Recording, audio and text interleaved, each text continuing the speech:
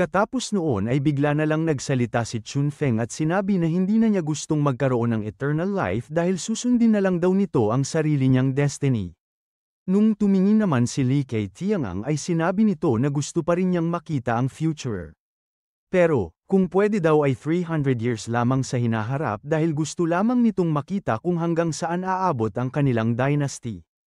Pumayag naman agad sa kanyang gusto ang ating bida pero meron lamang daw siyang isang kondisyon para doon. Gusto daw niyang makausap ang kasalukuyang emperor ng Tang Dynasty na si Li Shimin. Kinabukasan, makikita natin na magkasama na ang emperor na si Li Shimin at ang matalik nitong kaibigan na si Chunfeng. Habang naglalakad papunta sa tagpuan nila ng ating bida ay tinatanong ng emperor kung siya ba talaga ang nakita niyang lalaki nung bata pa siya. Yumuko ito sa harap ni Shimin at sinabi na ang sa tingin niya ay siya daw talaga ito. Sinabi daw kasi nito sa kanila na ang gusto niyang makita ay ang kasalukuyang emperor at sinabi pa nito ang buo niyang pangalan. Pagdating sa isang private restaurant ay sinalubong agad sila ng mga bantay at sinabi na naghihintay na daw sa kanila ang isang lalaki sa hinanda nilang kwarto. Pagkapasok nila sa loob ay nakita agad ng emperor ang ating bida habang sinasabi nito na sobrang sarap daw talaga ng tsaa sa panahong yun.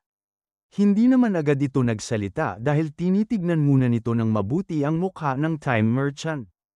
Napansin naman ni Chunfeng na kakaiba daw talaga si Mr. Li dahil hindi man lang daw ito nagbigay galang sa kanilang emperor nung nakita niya ito. Sinabi naman ng isa na wag na daw siya masyadong mag-isip ng kung ano-ano dahil mukhang hindi naman ito pinansin ng kanilang boss. Bigla na lang natigil ang kanilang usapan nung nagsalita na si Shimin at sinabi na siya nga daw talaga ang nakita nito dati at kung tama daw ang kanyang naaalala ay wala itong pinagbago kahit na konti.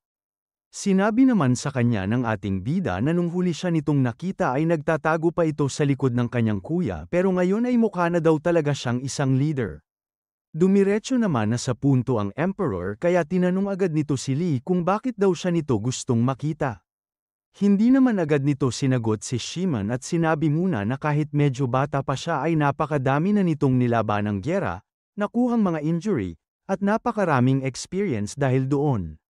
Pero, para daw sa kapakanan niya at ng kanyang dynasty ay sinabi nito na wag daw siyang maniniwala sa mga monks at shaman tungkol sa kwento nila tungkol sa immortalidad. Nagulat doon ang emperor dahil dinagdag pa nito na sinasayang lang daw niya ang pera ng kanyang nasyon sa pagbayad sa mga peking iyon. Bago ito sumagot sa sinabi ng ating bida ay tumayo na muna ito at sinabi sa dalawang nandoon na lumabas muna sila ng kwarto. Pagkaalis ng dalawa ay tinanong agad ni Shimin ang time merchant kung paano naman niya iyon nalaman. Kahit daw kasi sina Chunfeng ay hindi alam ang ginagawa niyang iyon. Ngumiti naman sa kanya ang ating bida at sinabi na masyado daw itong halata dahil napakaraming monks at shaman ang nakakalat sa kanilang capital. Alam din daw niya na simula nung nagpatingin siya sa mga yun ay lalo daw lumala ang kanyang kalagayan. Bigla namang nawala ang sigla sa mukha ng emperor at napabuntong hininga na lang dahil doon. Hindi daw niya inaasahan na mababasa lang niya ito, ang Son of Heaven, ng ganun kadali. Sinabi din nito kay Li na gabi-gabi ay nagkakaroon siya ng bangungot na minumura siya ng kanyang tatay at pagkagising niya ay doon na sumasakit na ng sobra ang kanyang ulo. Pagkaupo nito ay binahagi niya sa ating bida ang nangyari dati kung paano siya pinilit ng kanyang tatay at kapatid sa isang gyera at kung paano niya napatay ang mga ito doon. Pero, seryoso nitong sinabi na hindi daw niya pinagsisisihan ang kanyang ginawa sa Xuanwu Gate. Kaya lang daw ata siya binibisita ng kanyang tatay sa panaginip ay gawa ng kanyang konsensya dahil sa nangyari pero alam naman daw niya sa kanyang puso na siya talaga ang nararapat manalo dahil corrupt ang kanyang pamilya. Pabiro na lang nitong sinabi sa time merchant na nakahanda na daw siguro sa underworld ang kanilang army para salubungin siya ng mga ito doon. Pero dahil hindi pa handang mamatay ang emperor ay tumingin muna ito sa direksyon ni Li para magtanong. Gusto daw nitong malaman kung hahayaan ba ng time merchant na sabihin nito sa kanya ang sikreto ng eternal life. Hindi naman sumagot agad sa kanya ang ating bida dahil bigla na lang nitong tinaas ang kanyang kamay at pinitik ito ng malakas. Pagkatapos noon ay nagulat na lang ang emperor dahil napunta ito sa kakaibang lugar. Lumabas na rin doon ang Time Merchant at sinabi nito kay Shimon na iyon ang River of Time na nagtatago ng sikreto ng mundo at doon din daw nakasalalay ang life and death. Dahil sa nangyaring iyon at sa sinabi sa kanya ni Lee ay nasigurado na talaga nito na isa nga talaga siyang immortal. Natigil ito sa kanyang iniisip nung sinabi sa Kena ng ating bida na bibigyan siya nito ng 10 taong lifespan para maging isang emperor na pwedeng ihalin tulad kina Emperor Qin Shi Huang at Emperor Han Wudi. Nagulat naman doon si Shimon dahil hindi nito inaasahang 10 years lang ang ibibigay sa kanya ng Time Merchant. Naintindihan naman ni Lee kung bakit ito nagrereklamo pero sinabi nito sa kanya na hindi lang niya pwedeng basta-basta na lang ibigay kung kani-kanino ang eternal life. Pero, pwede naman daw silang gumawa ng isang verbal agreement o salitang kasunduan. Pag lumipas daw ang 10 taon at napansin niya na maganda naman ang mga nagawa ng Emperor at gusto pa rin ni Shimon ng eternal life ay ibibigay daw niya ito sa kanya. Sumobra ng konti sa kanilang napagkasunduan ang ating storya at makikita natin na 19 years na ang nakakalipas. Ang panahong iyon ay August ng 649 AD at isang buwan na ang nakakalipas nung namatay si Emperor Shimon. Sa isang mansyon sa Chang'an ay makikita natin na nakaupo lang doon na naghihintay si Mr. Zug. Nagsalita naman sa kanya likod si Li Jing, isang military strategist na kasasali lamang sa kanila at sinabi nito na 2 oras na daw simula nung umalis doon ang kanilang boss at si Mr. Du. Sinabi naman sa kanya ng dating emperor na kailangan lang nilang mag-abang dahil kinukumbinsi pa daw siguro nito si Chancellor Fang para sumali sa kanila. Sakto naman dahil pagkasabi niya doon ay bigla na lang lumiwanag ng malakas ang paligid dahil nandoon na ang ating bida. Para daw talagang nakikinig lagi sa kanila ang Time Merchant dahil napansin nito na lagi na lang iyon nangyayari. Pinakita na doon ng isang matanda na nagtatanong kung ano ang nangyari sa kanya dahil bigla na lang daw siyang nawala sa kanyang bahay. Sinabi naman sa kanya ni Do na doon daw nagtitipon-tipon ang mga tao sa kanilang panahon na binigyan ng ating bida ng eternal life. Lumapit na rin sa kanya si Zhuge Gongming dahil yumuko ito sa kanyang harapan para salubungin at batiin ang Chancellor. Napatingin na rin ito sa taas dahil narinig niya ang malakas na boses na tumawag sa kanya ng Brother Fang. Ang matandang ito ay si Fang Xuanling, isang Chinese statesman at writer na nagsilbing Chancellor sa ilalim ni Emperor Shimon. Pagkaupo ng lahat sa isang lamesa ay makikita natin na medyo naguguluhan pa rin ito kaya tinanong niya ang mga hindi niya kilala kung sino sila. Natigil naman ang lahat sa pag-uusap dahil bigla na lang pumasok doon ang Time Merchant at sinabi na dahil nandoon na ang lahat ay pwede na silang magsimula. Habang hindi pa nakaupo ang ating bida ay binulong muna ni Do kay Fang na siya daw ang immortal na matagal nang hinahanap ng kanilang emperor. Alam naman ito ng matanda at sinabi na sayang daw talaga dahil hindi pumasa si Shimon sa gusto ng kanilang boss bago siya mamatay.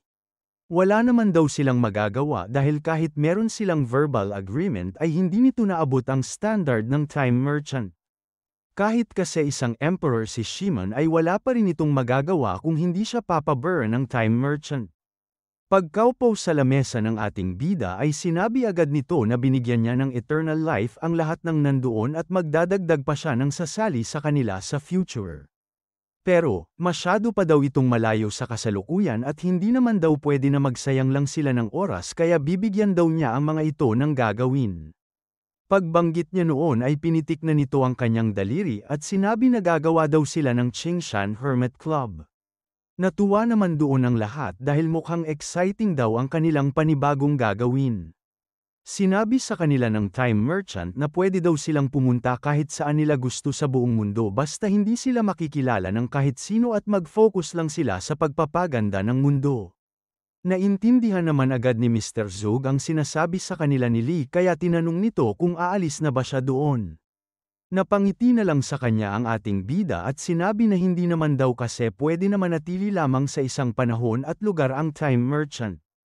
Kailangan pa daw niyang pumunta sa kontinente ng Europa para yayain ulit ang kanyang kaibigan doon. At pagdating daw ng tamang oras ay magkikita-kita ulit sila para sabihin sa kanila ang bago nilang misyon kung meron man. Lumipat naman agad ang ating storya sa Amboise, Kingdom of France ng December 3, 1503.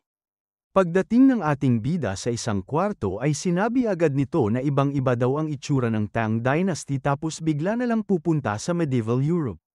Narinig naman agad siya ng kanyang pinuntahan kaya sumilip ito sa baba at tinanong kung kanina pa daw ba siya nandoon. Nung sinabi ni Lee na kadadating lang niya ay sinabi sa kanya ni Leonardo na sakto daw siya dahil nakita na daw nito ang kanyang style para ipinta ang kanyang modelo kaya kailanan daw nilang mag-celebrate. Natuwa naman para sa kanya ang ating bida at sinabi na masaya daw ito dahil meron na siyang naging progress. Nagpasalamat naman ito sa kanyang kaibigan at sinabi na nung una pa lang daw niyang nakita ang babaeng iyon ay meron na siyang pakiramdam na yun talaga ang magiging pinakamahirap niyang gagawin. Tumingin naman sa kanya ang time merchant ng seryoso at sinabi na dahil matagal na daw silang magkaibigan at humahanga talaga ito sa kanya ay kailangan niya itong itanong. Ano daw ang kanyang mararamdaman pag inalok siya nito ng eternal life? Pagkaupo nila sa lamesa ay sinabi sa kanya ni Leonardo da Vinci na sa totoo lang ay lagi niyang iniisip kung ano kaya ang mga magagandang mangyayari sa kanilang future. Pero, iniisip pa lang daw niya na meron siyang walang hanggang buhay ay tinatamad na agad siya sa paulit-ulit niyang gagawin. Napabuntong hininga na lang ang ating bida at sinabi na kakaiba daw talaga siyang mag-isip. Pinaliwanag naman sa kanya nito na hindi na daw niya kailangan ng eternal life dahil parang nasa kanyang mga daliri naman ang buong mundo pag siya ay nagpipinta. Iniba naman na nito ang usapan at sinabi na ang gusto lang talaga niyang magawa ay matapos ang painting na iyon at magawa ito ng perpekto. Tinanong naman siya ni Lee kung ano naman ang kanyang gagawin pag natapos na niya ang painting na iyon. Napatigil naman ito sandali dahil inisip niya kung ano nga ba ang sagot pero sinabi nito na iisipin na lang daw niya iyon pag nandoon na siya. Wala naman ang nagawa doon ang time merchant kaya tumayo na ito at sinabi na naiintindihan naman niya ang desisyon ng kanyang kaibigan. Pero, bago umalis ay sinabi nito na kahit ganoon ay hindi pa rin siya nito susukuan. Meron pa sanang sasabihin sa kanya si Leonardo pero tumapak na sa kanyang portal paalis ang ating bida at sinabi na magkita na lang ulit sila sa susunod. Hindi naman na namangha sa malakas na liwanag ang lalaki dahil nakita na niya ito dati kaya nagtakip na lang ito na mata.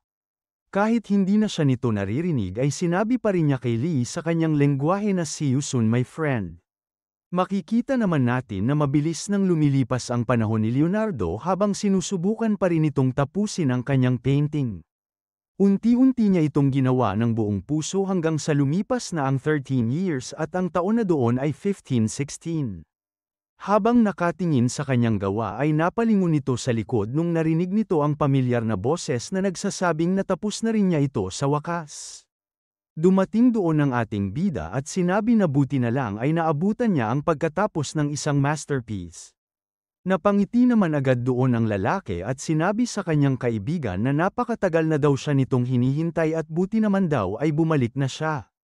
Habang inaabot sa kanya ng ating bida ang kanyang pasalubong ay hindi pa rin makapaniwala si Leonardo dahil parang wala daw talagang nagbago sa kanyang itsura.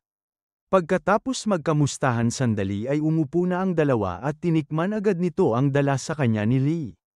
Sobrang sarap daw nito pero hindi pa rin talaga niya alam kung paano ito ginagawa ng mga tao sa silangan.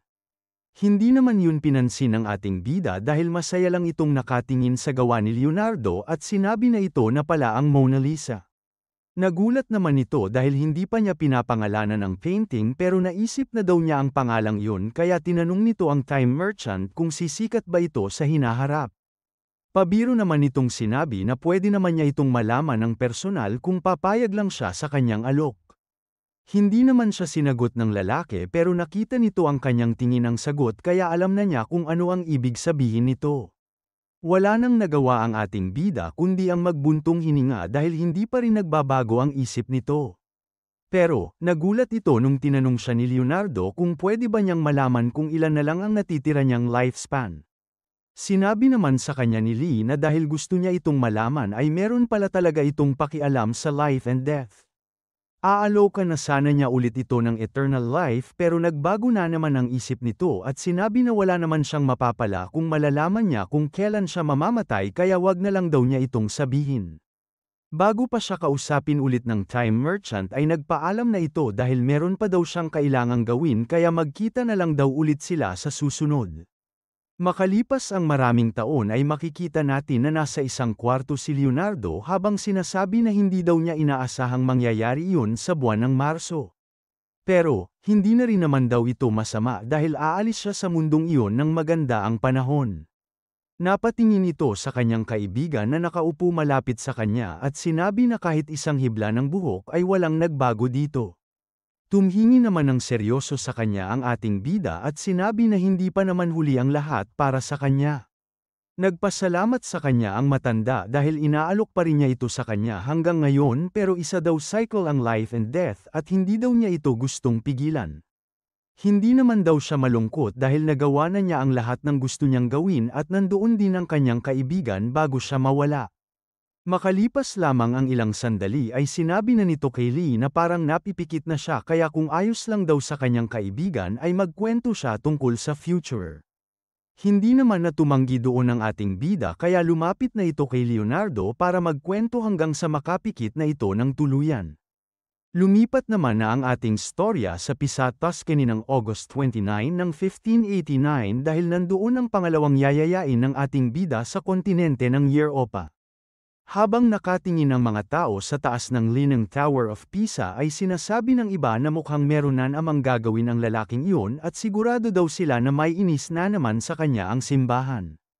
Sa loob ng tower, makikita natin ang isang lalaki na naghahanda bago niya gawin ang kanyang eksperimento sa harap ng maraming tao. Bigla naman itong napadilat dahil merong nagsalita sa kanyang gilid at sinabi na hindi niya kailangang kabahan dahil sigurado naman ito na magagawa niya iyon ng maayos. Nakausap na ito dati ng ating bida kaya kilala na siya ng lalaki at tinanong niya dito kung ano ang ginagawa niya doon. Pero, kahit na ano pa ang kanyang rason ay nagpapasalamat pa rin ito kay Lee dahil pumunta talaga siya doon ng personal para makita nito ang kanyang gagawin. Dahil doon ay sinabihan na ng good luck ni Lee ang kanyang kaibigan na si Galileo.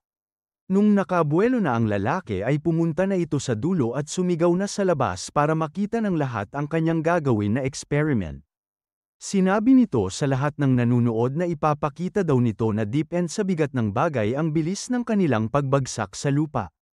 Habang unti-unting binibitawan ni Galileo ang magkasing bigat na bola ay kailangan niya itong patunayan dahil wala pang ideya ang kahit na sino sa panahong iyon tungkol sa science. Kahit siya ay hindi sigurado sa kanyang mga sinasabi kaya nung ito nga talaga ang nangyari ay nagulat din ito. Kahit wala masyadong ideya ang mga tao sa nangyari ay natuwa pa rin ang mga ito dahil tama nga ang sinabi sa kanila ni Galileo. Lumingon agad ito sa kanyang likod para sabihin sa ating bida na tama nga ang kanyang iniisip. Pero, hindi na niya ito nakita doon dahil bigla na lang itong nawala. Pero, sakto naman ang isang lalaki na dumating sa taas ng tower at sinabi nito kay Galileo na pinapabigay daw ng merchant na galing sa silangan sa kanya ang sulat na yun. Hindi naman na ito nagtanong pa ng kung ano-ano sa lalaki kaya binasa na lang niya ito agad. Nagulat naman ito dahil nakasulat doon ang buong pangalan niya, petsa ng kanyang pagkapanganak, at ang date kung kailan siya mamamatay. Nakasulat din doon ang mga magagawa niyang maganda at ang mga pagdadaanan niya katulad na lang ng pagpapakulong sa kanya ng Vatican dahil sa mga eksperimento niyang sumasalungat sa simbahan. Nakasulat din doon na sa taong 1638 ay mabubulag ang dalawa niyang mata at mamamatay siya sa eksaktong date na January 8, 1642. Hindi naman alam ni Galileo kung sino ba talaga ang ating bida, ano ang totoong kailangan nito sa kanya, at kung bakit siya nito tinatakot ng ganun. Napaisip naman ito ng malalim kung totoo nga ang mga sinulat sa kanya ni Mr. Lee at kung kailangan ba talaga niyang ituloy ang kanyang research kahit na mapapahamak siya sa Vatican. Sa ibang parte naman ng Pisa, makikita natin na tumatawa ang time merchant dahil hindi daw siguro alam ni Galileo ang kanyang gagawin. Kasama din niya doon si Li Jing at nakita nito ang ginawa ng kanyang boss kaya tinanong nito kung ayos lang ba na pinakita nito sa kanya ang lahat ng mangyayari sa kanyang buhay. Iyon daw ang rason kung bakit siya nito dinala doon dahil kailangan daw niyang bantayan ang bawat galaw ni Galileo at siguraduhing ayon sa kanilang plano ang mga gagawin nitong desisyon. Naintindihan naman ito ni Jing pero tinanong niya ang kanyang boss kung para saan ang lahat ng iyon. Ngumiti lang ang time merchant at sinabi sa lalaki na ang plano daw kasi niya para sa kanilang lahat at sa Chingon Hermit Club ay para sila ang maging predecessor ng Eternal Club. Ang ibig sabihin nito ay pag tinignan sila sa history ay makikita ng lahat na sa Hermit Club nag-umpisa ang kanilang organisasyon. Sila daw ang responsable para tama ang lahat ng mga mangyayari ayon sa kanyang gusto sa future. At si Galileo daw ang magiging una nilang observation target.